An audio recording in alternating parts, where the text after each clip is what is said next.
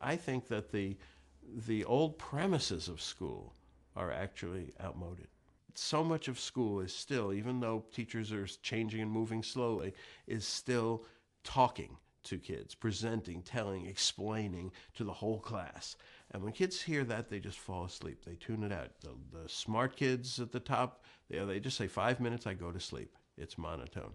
What they want to do, what the kids want, is the group work, is the project work, is the case work, is getting their opinions heard, is sharing things. They know they're world citizens. They want to affect the world. They are so much more engaged in the world than they ever get credit for in school. And they're so much more involved with each other than they ever get really credit for in school, not just in the negative ways which people associate with Facebook, but in a lot of positive ways as well. So that we basically have to learn to market the subjects we want kids to be interested in. Well, in some sense, yes. This idea that learning is painful and arduous and takes time and all this kind of stuff, I think is something we should get away from if we possibly can. So it's not that they shouldn't learn to communicate. It's not that they shouldn't learn to express complex ideas. It's not that they shouldn't learn to persuade. It's not, of course, they should still learn all those things. Those are what we call the verbs. The nouns that they use, whether it's the essay or the paper or the writing or whatever it is, or whether it's the video or the podcast or that's what changes. And so that's the way I see the world evolving. On the learning front and the teaching front, I hope, and it may take longer than 10 years or it may take shorter, but I think what we're going to see is the ability for kids to go out and learn pretty much anything they want to know in an engaging, online, communicative with lots of people way.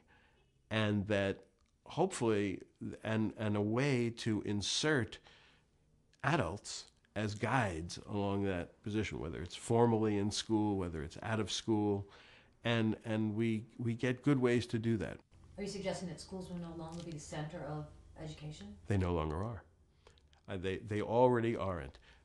Education has bifurcated completely into school, where you get a credential, and it's about the past, and after school, where you really learn interesting stuff on your own. I heard a wonderful story in a bus the other day in New York, where I heard a group of kids, and they had big accents and very strange and didn't sound like people that I would necessarily want to associate with intellectually.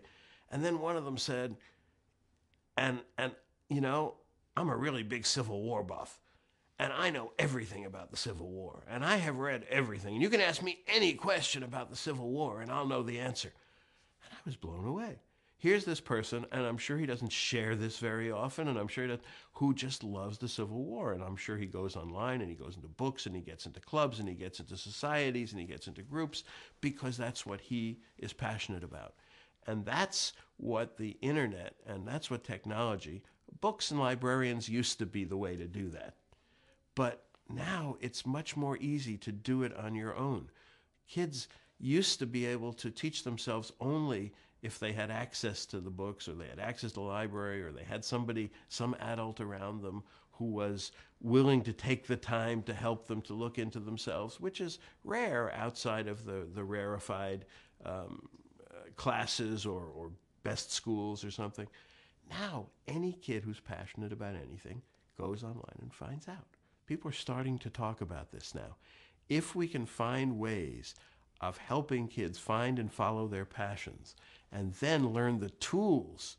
And to me, those tools are knowing the right thing to do, and then knowing how to do it, and then knowing how to do it with other people, and then getting better at doing it continuously and doing it creatively. If they can learn those tools to apply their passions and go as far as they can, then we'll be a whole lot better off than we are with trying to make kids get better and better on these standardized tests.